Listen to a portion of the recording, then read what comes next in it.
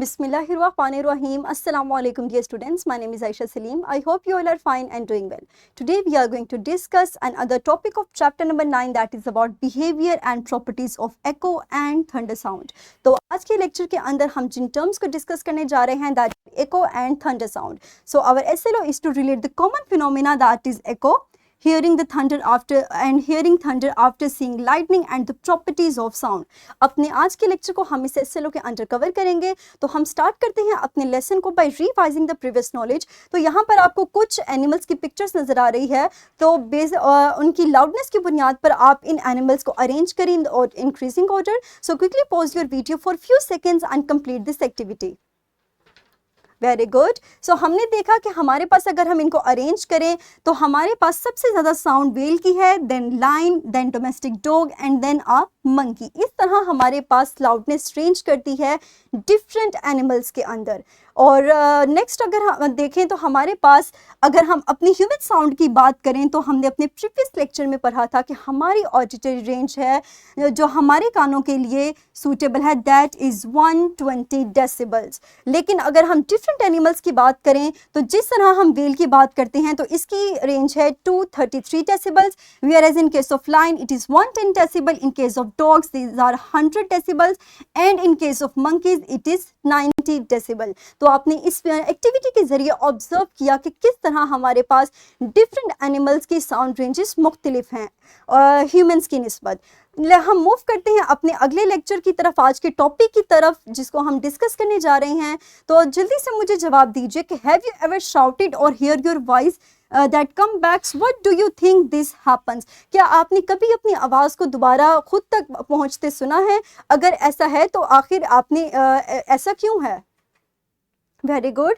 So that is due to the phenomena that is known as echo.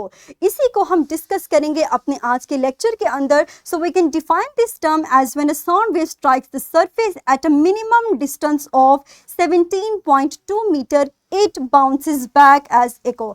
तो हमारे पास minimum distance कितना होना चाहिए? 17.2 मीटर. अगर मिनिमम डिस्टेंस हमारे पास 17.2 मीटर है तो हम अपनी आवाज़ को दोबारा से बाउंस बैक होकर खुद तक आता सुनेंगे और इसकी जो हमारे तक दोबारा से आवाज़ वापस आएगी वो वीकर होगी as compare to the original sound. और इसकी वजह ये है कि हमारे पास वो आवाज़ एनर्जी लॉस कर चुकी होगी अपनी जर्नी के दौरान. और अगर हमारे पास लिसनर यानी साउंड का सोर्स और लिसनर अपनी जगह पर स्टेशनरी है तो उस आवाज़ की पिच चेंज नहीं होगी. और इसी साउंड को, इसी फिनोमिना को डिफरेंट एनिमल्स इस्तेमाल करते हैं अपने फ़ायदे के लिए. हम एक एग्जांपल लेते हैं डॉल्फिन्स की जो कि इकोलोकेशन को इस्तेमाल करती हैं अपनी प्रे को, अपने शिकार को फाइंड आउट करने के लिए. और इसी तरह हमारे पास एक और एग्जांपल है इसकी sonar that is used by submarines and ships to detect object that is present under water. तो हमारे पास सोनार एक ऐसी टेक्निक है जिसमें सबमरीन्स इस टेक्निक को इस्तेमाल करती हैं और इजीली अंडर वाटर ऑब्जेक्ट्स को डिटेक्ट कर सकती हैं.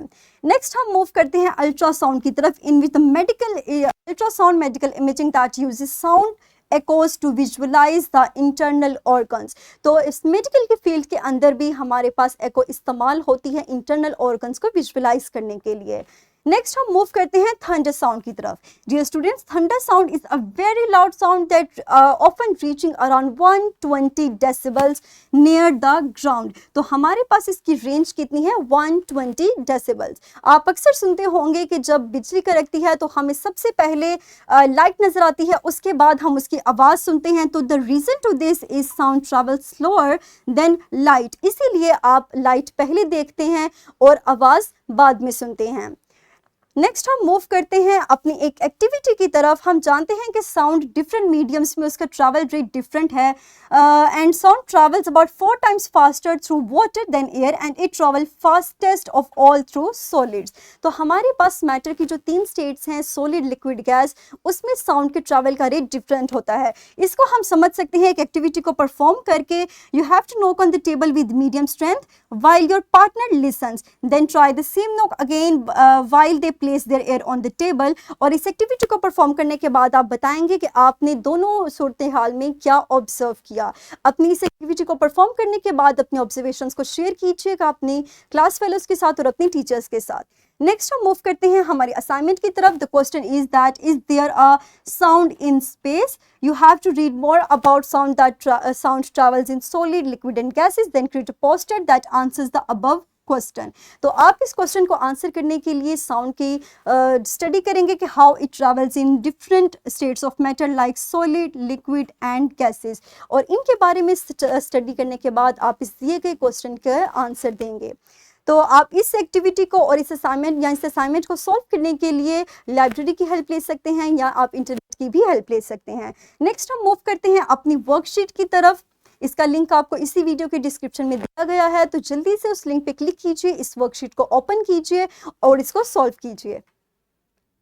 Very good. मुझे उम्मीद है कि आपने इसको इजीली सॉल्व कर लिया होगा. That's all about today's lesson. मुझे उम्मीद है कि आपको आज का लेसन क्लियर हो चुका होगा. इंशाल्लाह अपने अगले लेक्चर के अंदर हम डिफरेंट एक्टिविटीज़ के जरिए अपने चैप्टर को रिवाइज करेंगे. सो डियर स्टूडेंट्स, तब तक के लिए अपना ख्याल रखिएगा. Thank you very much and अल्लाह हाफिज़.